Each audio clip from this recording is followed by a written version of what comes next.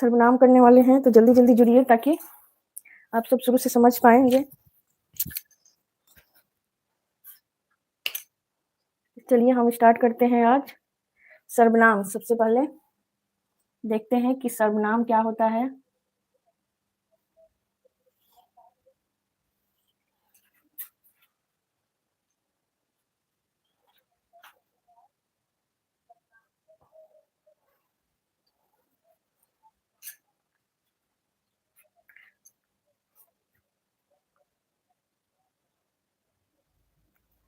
चलिए देखते हैं सर्वनाम की परिभाषा। सर्वनाम किसे कहते हैं?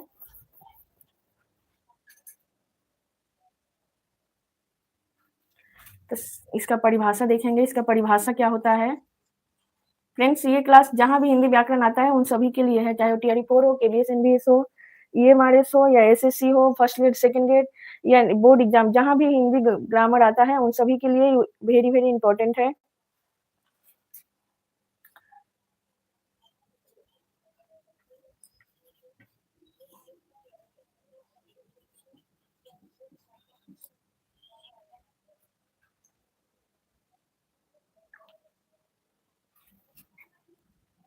तो देखते हैं सर्वनाम की परिभाषा होगी संज्ञा के स्थान पर प्रयोग किए जाने वाले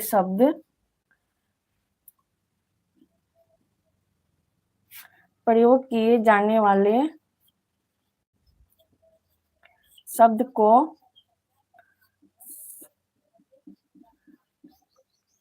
सर्वनाम कहते हैं।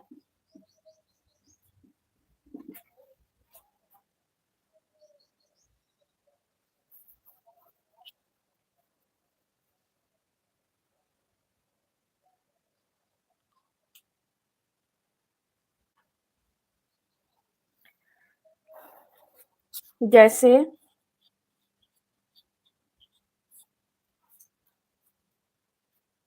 हम लोग यहाँ लिखेंगे सीता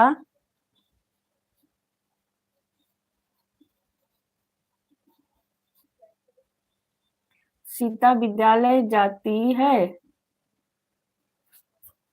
तो यहाँ पे हम लोग सीता के जगह पर लिखेंगे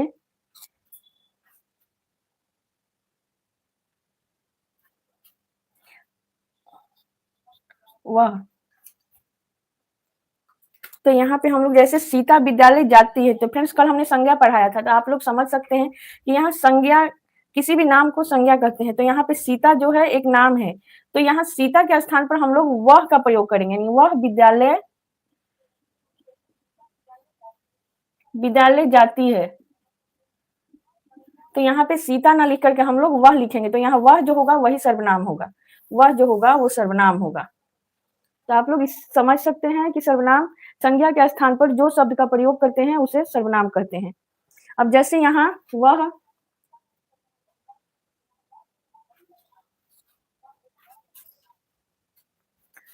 अब जैसे वह हो सकता है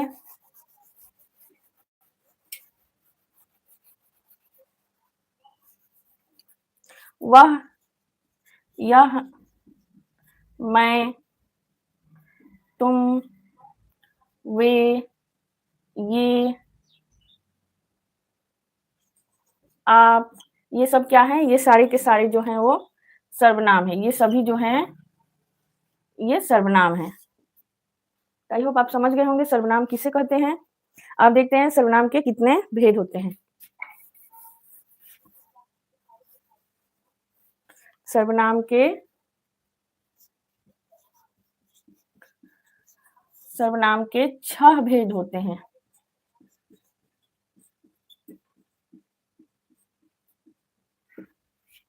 सर्वनाम के 6 भेद होते हैं। सबसे पहला जो होता है वह होता है पुरुषवाचक सर्वनाम।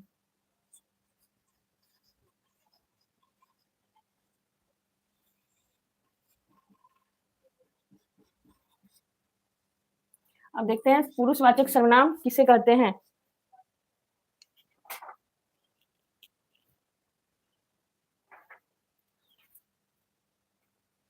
तो जिन सर्वनाम का प्रयोग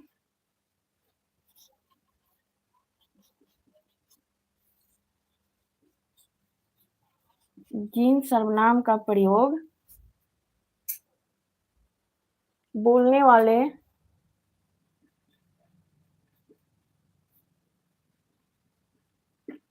सुनने वाले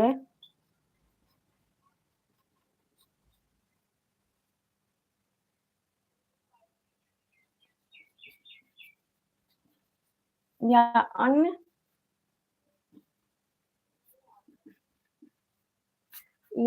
किसी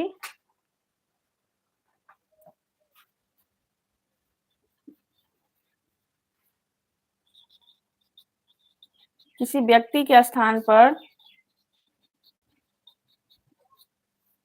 किया जाता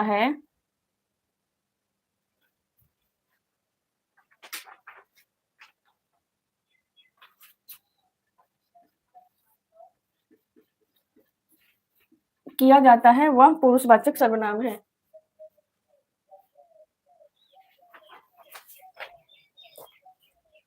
स्थान पर किया जाता है वह क्या है? वह किया जाता है वह जो है पुरुषवाचक सर्वनाम कहते हैं।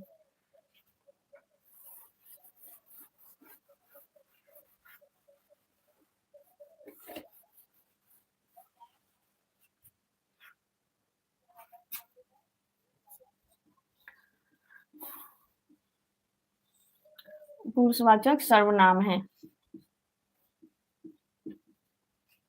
अब इसके 3 भेद होते हैं।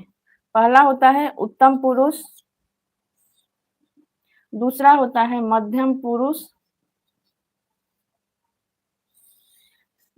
और तीसरा होता है अन्य पुरुष।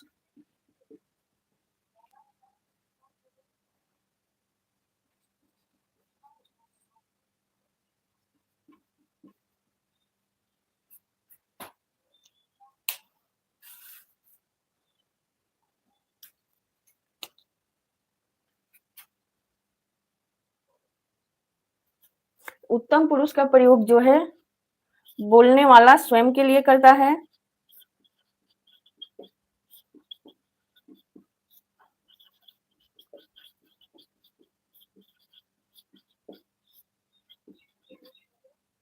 जैसे बोलने वाला स्वयं के लिए करता है यानी मैं, हम, मुझे,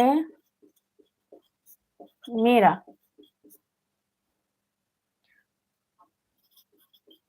हमें आदि कर सकते हैं।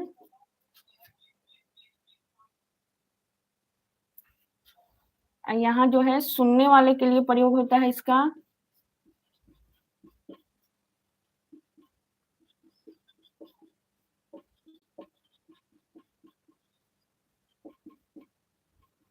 तो फ्रेंड्स आप सभी को हैप्पी होली, क्योंकि आज होली है, सभी बच्चे रंग खेलने में लगे होंगे। यहाँ सुनने वालों के लिए प्रयोग होता है, जैसे सुनने वाला होगा इसमें तुम,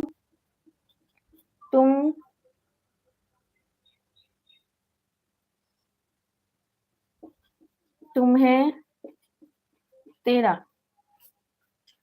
इसी तरह से अन्य पुरुष जो होता है वो होता है वे सर्वनाम जिनका प्रयोग बोलने तथा सुनने वालों व्यक्ति नहीं बल्कि किसी और के लिए प्रयुक्त होता है, यानी इसका प्रयोग हम लोग अन्य व्यक्ति के लिए प्रयोग करते हैं।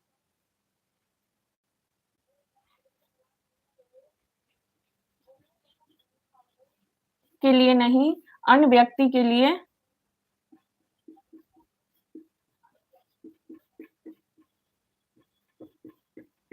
प्रयोग होता है। यहाँ जैसे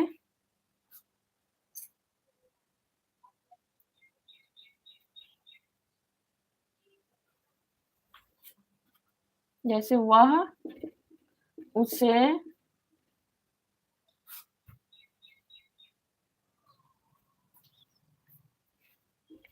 इसे, उन्हें, इसका आदि। तो फ्रेंड्स आइए अब हम इसे समझते हैं। जैसे बोलने वाला व्यक्ति स्वयं अपने लिए प्रयोग करता है उसे हम लोग उत्तम पुरुष कहते हैं, उत्तम पुरुष सर्वनाम कहते हैं। जैसे मैं यानी मैं पढ़ा रही हूँ, मैं खाना खा रही हूँ, मैं खेल रही हूँ, मेरा पेन है, मेरा पेंसिल है, ये क्या है? मैं अपने स्वयं के लिए बोल रही हूँ, तो ये क्या होगा? मैं जो होंगी वो उत्तम पुरुष होंगी। और मध्यम पुरुष जो होता है वो सुनने वालों के लिए, यानी मैं किसी से बात कर रही हूँ तो तुम जा रहे हो क्या, तुम्हारा पेन है, तुम्हें कुछ चाहिए, या तेरा ये सामान है, या तेरा ये बुक है, ऐसे समझ सकते हैं। ये सब जो होता है ये मध्यम पुरुष होता है। अन्य पुरुष होता है ना तो मेरे बारे में बात होगा ना आपके बारे में होगा, बल्कि अन्य किसी तीसरे के बारे में, यानी अन्य व्यक्ति के बारे में जब बात होता है वो होता है अन्य पुरुष। जैसे मैं आपसे बात कर रही कि वह सुबह स्कूल जाता है, मैं आपसे बात करूंगी कि उसे मुझे पेन देना है, इसे कोई सामान चाहिए, उन्हें विद्यालय सुबह जल्दी जाना है। इस तरह से करके अन्य पुरुष होगा ये। आई होप आप समझ गए होंगे पुरुषवाचक सर्वनाम। ये आपका क्वेश्चन पूछता है इस तरह से कि तुम कौन सा सर्वनाम है, या तुम शब्द क्या है।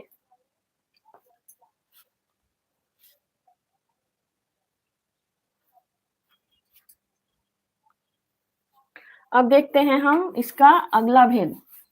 सर्वनाम के कुल 6 भेद होते हैं, जिसमें हम लोग फर्स्ट वाला समझ गए हैं। अब हम लोग करेंगे उसका दूसरा नंबर भेद। दूसरा जो होता है वो होता है निश्चयवाचक सर्वनाम।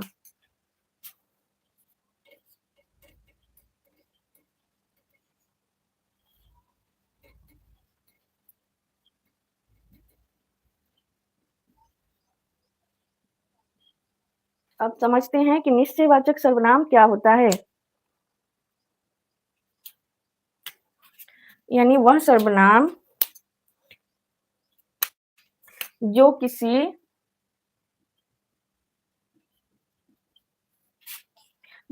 निश्चित व्यक्ति, वस्तु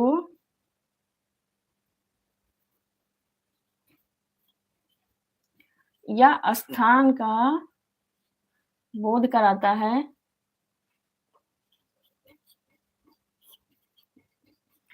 वह निश्चयवाचक सर्वनाम होता है।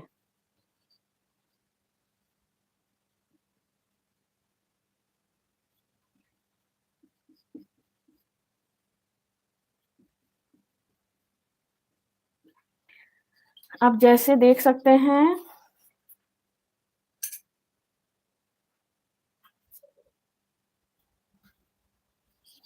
यह, वह, ये, वे,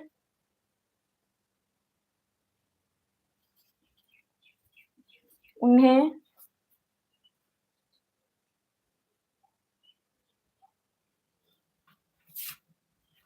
यहाँ पे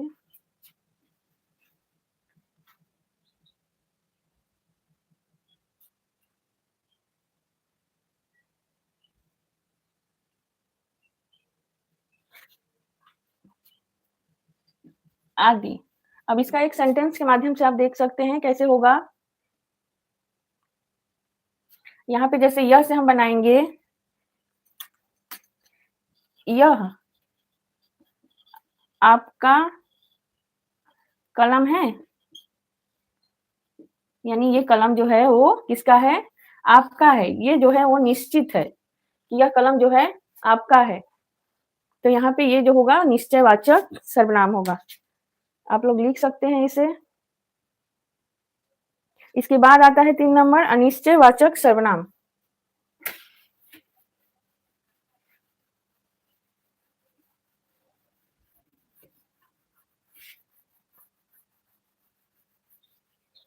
उसके बाद होगा अनिश्चयवाचक सर्वनाम।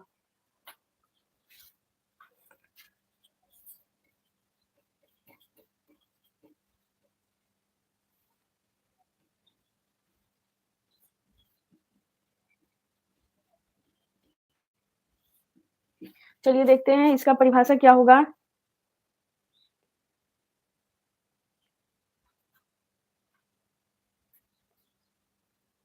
जिस शब्द से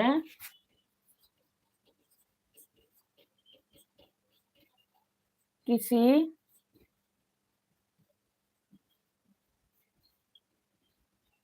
निश्चित व्यक्ति, वस्तु,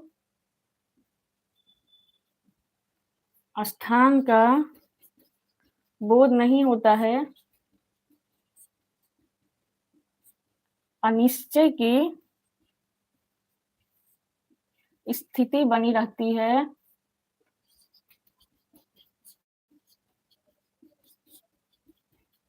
उसे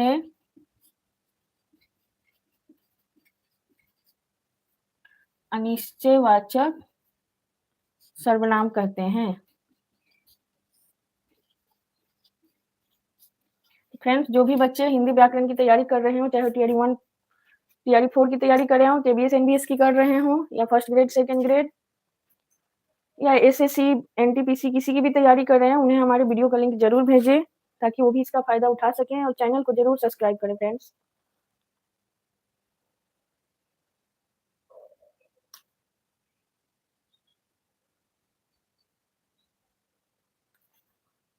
जैसे होगा यहाँ पे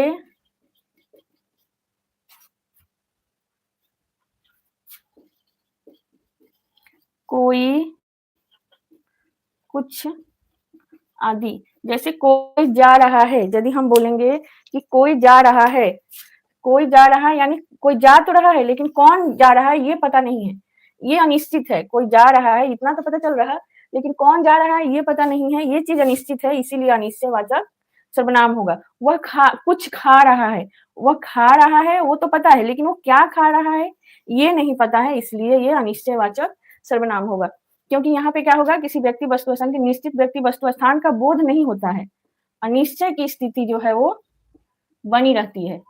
यानी कोई जा रहा है, हम इतना तो पता है कोई जा रहा है, लेकिन कौन जा रहा है ये नहीं पता है। तो चलिए लिख सकते हैं, आप लिखना चाह रहे हैं तो कमेंट करिए इसमें और क्या सुधार किया जा सकता है।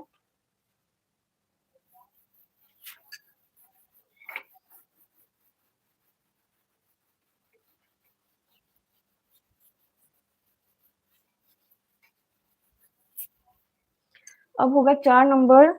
4 नंबर है मेरा प्रश्नवाचक सर्वनाम।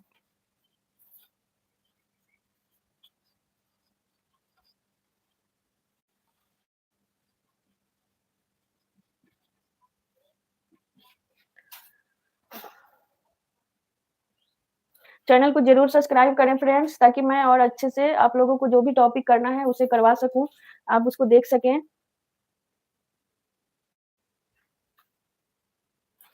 तो जैसे कि इसका तो नाम से ही पता चल रहा है, वे सर्वनाम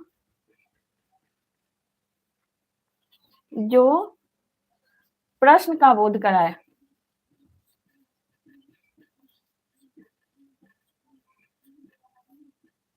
कराए क्या है, प्रश्नवाचक सर्वनाम है।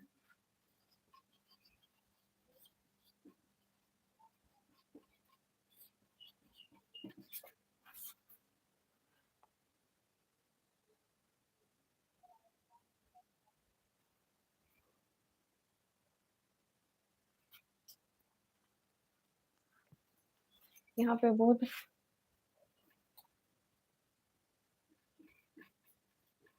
कराता है, प्रश्नवाचक सर्वनाम है। जैसे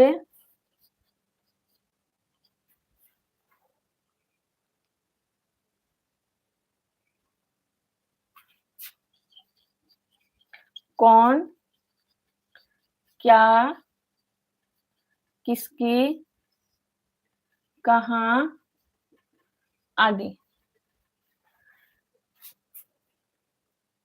यहाँ पे होगा वो सब, जैसे आप कौन हैं, आप कहाँ जा रहे हैं, यह किसकी कलम है, वह क्या खा रहा है। इस तरह से यहाँ पे वाक्य होगा, आप क्या कर रहे हैं। क्या जो है और प्रश्नवाचक सर्वनाम है। ये तो फ्रेंड्स इजी है, आप समझ गए होंगे। जो लोग इसको लिख रहे होंगे वो लिख सकते हैं। चैनल जरूर सब्सक्राइब करें ताकि आप आने वाले हमारे सारे वीडियो का लाभ ले सकेंगे। फ्रेंड्स, मैं एनसीईआरटी में जितनी भी टॉपिक्स दिया हुआ है क्लास 6 से 12 तक वो सारा करवाने वाली हूँ। अब हमारा 5 नंबर आएगा। 5 नंबर जो है वो है संबंधवाचक सर्वनाम।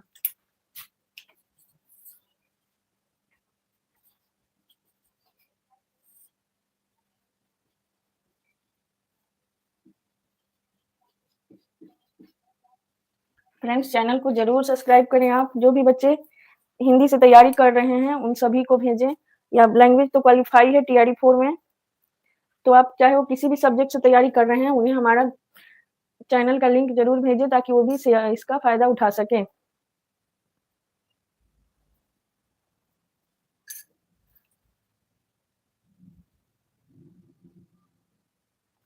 अब देखिए इसका परिभाषा होगा, वे सर्वनाम जो दो अलग-अलग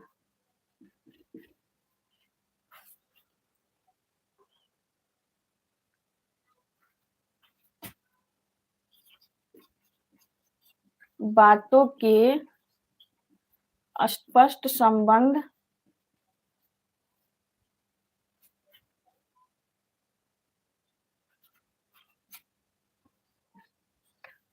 को व्यक्त करता है,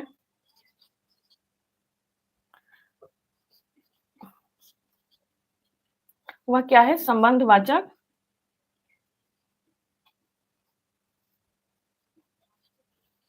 सर्वनाम है।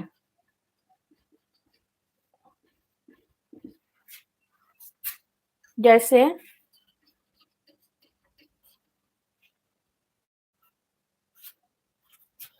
जो, सो, जितनी,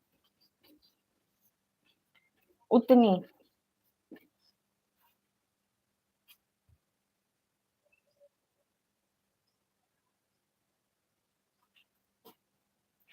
उतना होगा यहाँ, जिसका, उसका, आदि। जैसे जो सोएगा वो खोएगा कहा जाता है ना, जो सोएगा वो खोएगा, जो जितना करेगा उसे उतना मिलेगा, जिसकी भैंस उसकी लाठी।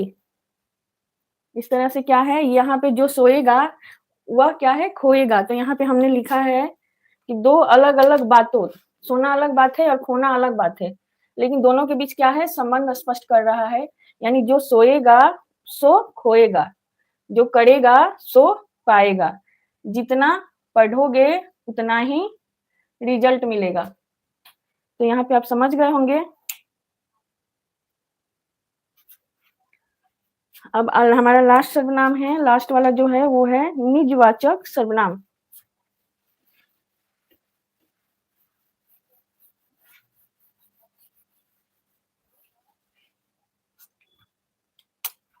लास्ट है निजवाचक सर्वनाम।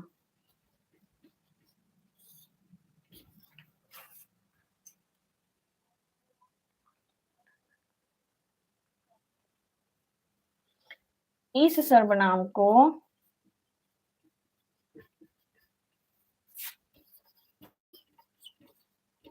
बोलने वाला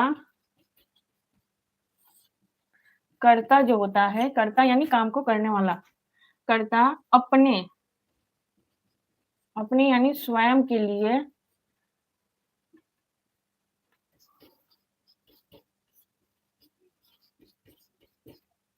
प्रयोग करता है।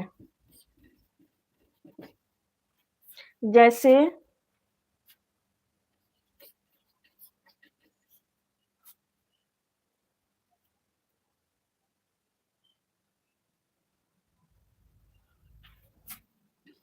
आप अपना स्वयं खुद, क्या है? निजवाचक सर्वनाम है।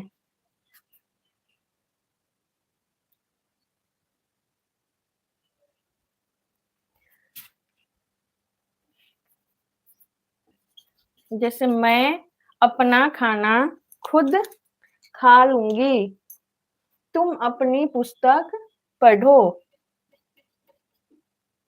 जैसे मैं अपना खाना